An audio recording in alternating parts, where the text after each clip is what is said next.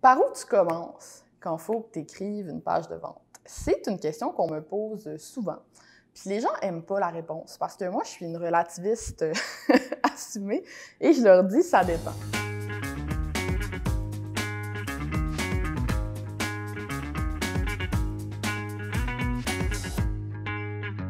Ça dépend de quoi? Ça dépend d'abord beaucoup de tes connaissances de ton client idéal, justement. À quel point est-ce que tu connais ton marché? Est-ce que tu as déjà une page de vente que tu avais écrite sur un coin de table, qui existe quelque part et qui fonctionne? Est-ce que tu en as déjà vendu de ta formation au moment où on se parle? Ou est-ce que tu n'as jamais vendu cette formation-là?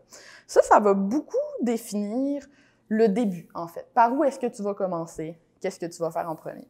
Pourquoi? Parce que si tu n'as jamais vendu ta formation avant, tout ce que tu as, ce sont des hypothèses. Puis ça peut être des super bonnes hypothèses, mais il faut que tu te mettes dans ce mindset-là où tu es en train de faire une expérience. Pour moi, la persuasion, c'est beaucoup un laboratoire. C'est pas quelque chose où tu as des règles strictes qui fonctionnent à tous les coups. Si quelqu'un affirme ça, c'est juste pas vrai. Ça nécessite de se mettre en mode expérimentation puis d'accepter qu'une page de vente, c'est jamais terminé. Bon, première chose. Deuxième chose, je te dirais, les deux éléments que je regarde en premier avec mes clients, c'est toujours le client idéal, hein, je ne me tanne pas. C'est vraiment parce que justement, les gens ont tendance à l'avoir fait sur une napkin quand ils se sont lancés en business puis ils n'ont jamais retouché. Donc, c'est super important d'avoir une idée claire de à qui est-ce que je m'adresse, à qui est-ce que je parle. Ça va beaucoup nous aider pour la suite. Puis, numéro 2, la voix unique, qui est un concept qui n'est pas assez connu, qui n'est pas assez répandu, mais qui est hyper important parce que ta proposition de valeur, c'est bien beau. Là. Puis, avoir des bons bénéfices, là, c'est super. Mais ton compétiteur, il peut tout le temps copier ta proposition de valeur. Ça ne t'appartient pas. Une idée se copyright difficilement. Puis c'est très facile pour un compétiteur de dire « Ah, telle personne a fait tel truc dans sa formation, ça a l'air pertinent, je vais proposer un peu la même chose. » Une affaire que les gens ne peuvent pas te voler, c'est ta personnalité. Puis à l'écrit, on a tendance à beaucoup l'amputer, cette personnalité-là. Qu'est-ce qu'on va faire? On va écrire d'une manière que moi, je décris comme corpo plate. On va utiliser des grands mots. Tu sais, on a parlé de buzzwords. Là, on va utiliser des buzzwords, du jargon en lien avec notre métier. On ne sera pas clair. Puis surtout, on n'aura pas une voix, une façon d'écrire qui est bien à nous, un vocabulaire qui met une certaine couleur. Puis pour vrai, ça fait une immense différence, surtout si tu es dans un marché où tu as de la compétition. Si tu es le premier à faire une formation en ligne sur un sujet, ben good for you.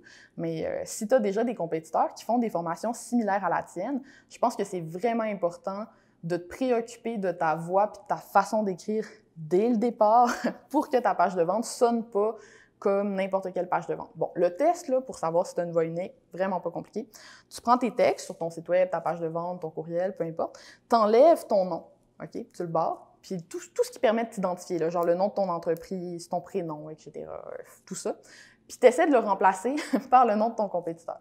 Si ça marche quand même, tu as un gros problème qu'il va falloir que tu règles. Bon, ça, c'est comme les fondements, si on veut. Si tu as un client idéal clair, puis tu as défini un petit peu c'est quoi le ton de voix que tu veux employer, c'est quoi ta façon d'écrire qui va te rendre unique, puis qui va faire en sorte que tu vas sonner comme un humain, en fait, c'est bon, tu es prêt à commencer le travail de persuasion.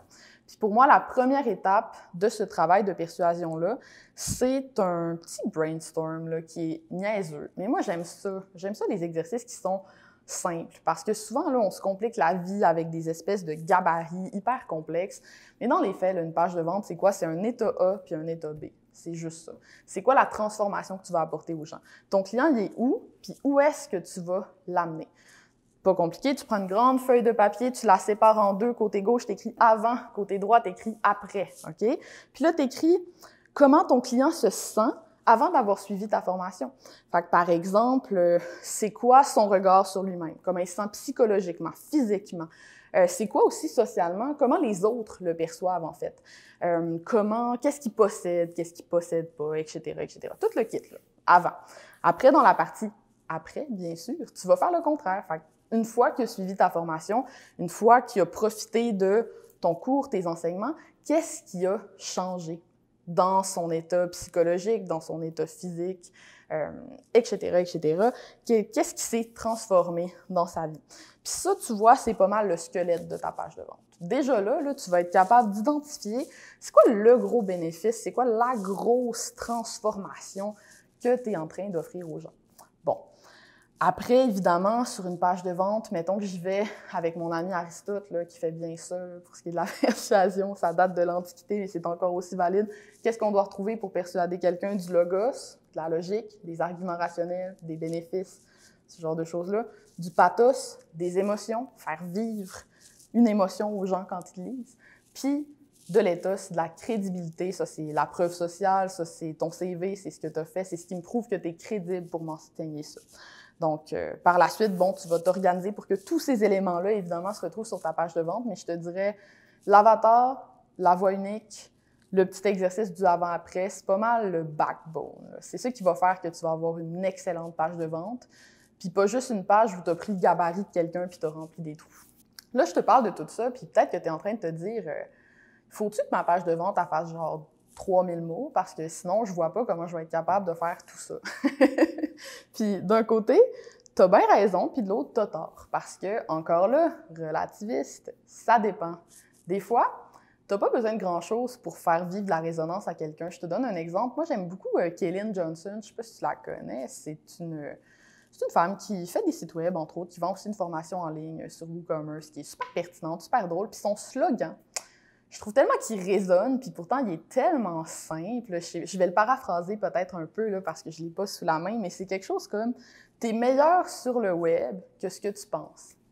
C'est tellement court, mais je trouve que c'est très émotionnel. C'est-à-dire que ça nous met exactement là, dans la sensation « Je pense que je suis poche en technique. Je pense que je serai jamais capable de faire mon site web toute seule. Je pense que le site web, c'est ce qui me ralentit dans tout ce que je veux faire dans ma business. » Tu sais, quand tu es travailleur autonome, des fois. Là. Puis, en une petite phrase, elle vient te rassurer sur cet élément-là qui est tellement important pour sa clientèle cible. C'est du génie. J'adore son slogan. Fait que des fois, il faut pas grand-chose là, pour être capable d'aller dans l'émotion, d'aller toucher le cœur de quelqu'un. Première affaire. Deuxième affaire, il y a plusieurs choses qui vont influencer la longueur d'un texte publicitaire. La personne, pour moi, qui décrit le mieux, ça, c'est un vieux copywriter qui s'appelle Eugene Schwartz. Il a écrit un livre en 1966 qui est encore très pertinent de nos jours, même s'il y a plein d'exemples un peu bizarres de pubs vraiment sexistes, parce que, tu sais, les années 60, c'est drôle, mais c'est tellement pertinent. Dans son livre, il aborde un concept qu'il appelle le spectrum of awareness, le spectre de conscience. Moi, dans ma formation, je le représente par une pyramide. C'est quoi le spectre de conscience? C'est l'idée de te questionner à savoir à quel point, on s'imagine une pyramide, à quel point est-ce que mon client cible, mon client idéal, est conscient de l'existence de mon produit. Puis là, tu vas avoir différents paliers. T'sais, par exemple, peut-être que ton client, il est conscient qu'il y a un problème, il est conscient qu'il existe une solution, il est conscient que ta formation en ligne existe, puis il veut l'acheter là tout de suite. Tu n'auras pas de misère à y vendre quelque chose. Tu vas faire une petite pub là, de 2 lignes, puis il va l'acheter ta formation, parce qu'il est prêt. Tu n'as pas besoin d'aller chercher un gros storytelling de 900 mots là, pour aller le chercher. Je veux dire, il est déjà acquis. Ça peut être le cas, même pour un client à froid, d'être proche de cette étape-là du spectre. Si, par exemple, quelqu'un fait une recherche Google, tu sais, quelqu'un qui fait une recherche Google pour, je sais pas moi, formation, coaching, Québec, probablement qu'il veut se former pour être coach, puis qu'il est en train de se magasiner une formation de coaching, fait qu'il est tout proche, là, sur le spectre de conscience. Il te reste juste à le convaincre que ta formation de coaching, c'est la meilleure. N'est-ce pas? Après, tu as des gens qui sont beaucoup plus bas sur le spectre de conscience. Par exemple, tu as des gens qui savent même pas qu'ils ont un problème. Des gens qui, je pense à un client qui vend un programme en ligne pour les hommes qui ont des problèmes avec la gestion de leurs émotions. Je vais te le dire, là, admettre que tu as un problème de gestion de tes émotions quand tu es un monsieur de 40-50 ans, c'est pas facile. Probablement que tu n'es même pas conscient que c'est ça la problématique dans ta vie, la gestion de tes émotions. Tu vois sûrement des symptômes dans ta vie du fait que tu as une mauvaise gestion de tes émotions, mais tu ne comprends pas que c'est ta mauvaise gestion de tes émotions qui crée ces symptômes-là dans ta vie. Pour convaincre cette personne-là d'acheter une formation en ligne sur la gestion des émotions, il va falloir que tu écrives beaucoup. Pourquoi? Parce que cette personne-là est vraiment pas consciente, en fait, sur le spectre. Donc, il va falloir que tu lui fasses prendre conscience qu'elle a une problématique. Il va falloir que tu lui fasses prendre conscience qu'il existe une solution à cette problématique-là, puis qu'en plus, la meilleure solution, c'est la tienne. Donc là, tu vas avoir beaucoup d'étapes à franchir. Des fois, tu n'y arriveras même pas dans une page de vente. Des fois, ça va être dans ton contenu que tu vas commencer la persuasion avant d'embarquer dans ta page de vente. Mais c'est le genre de programme où tu vas te retrouver avec tu sais, là, un bon petit roman là, sur la page. Puis c'est correct, parce que les gens qui sont qualifiés, les gens qui sont réellement intéressés par ce que tu as à dire, en fait, vont le lire, ton roman. Puis ça, je pense que c'est l'autre grand problème de compréhension, c'est que la persuasion, c'est beaucoup du tact. Puis c'est vrai que les gens sont occupés puis qu'ils lisent pas beaucoup, 100%, totalement vrai. Les gens sont occupés puis ils lisent pas beaucoup. Mais les gens vont lire quand ils sont à un certain stade. C'est-à-dire que c'est sûr que si tu t'adresses à des audiences froides, tu vas pas le pitcher un texte de 2000 mots. Les gens vont pas le lire, là, ton texte de 2000 mots, à moins que tu sois un maître de l'écriture, capable de faire quelque chose de vraiment solide, là, qui est irrésistible, que les gens vont avoir envie de lire, ça va être plus difficile. Fait que probablement que dans tes premiers contacts avec les gens, là, tu vas y aller plus rapide, plus clair, tu vas vouloir que ce soit punché, tu vas vouloir qu'ils portent attention. Mais quand quelqu'un est bien réchauffé, là, on reste dans le monde du inbound, où tu crées du contenu, tout ça, mais quand quelqu'un est bien réchauffé, qui te connaît, qui t'aime, qui est intéressé par ce que tu fais, probablement qu'il va la lire, ta page de 1500 mots. L'important rendu là, c'est pas que ta page soit plus courte, c'est qu'elle soit scannable. Je sais pas de mot en français pour ça, mais facile à lire, facile à digérer pour quelqu'un qui va la lire en diagonale, autant que pour quelqu'un qui va la lire du début à la fin. Je te donne un exemple vraiment simple de ça.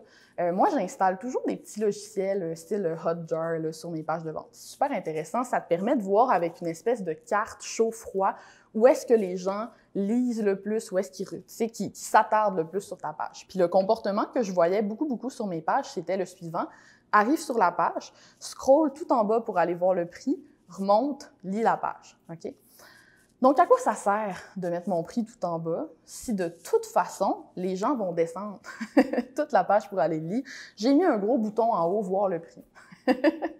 À un moment donné, ça sert à rien non plus d'ignorer le comportement des gens puis leur manière de lire tes contenus.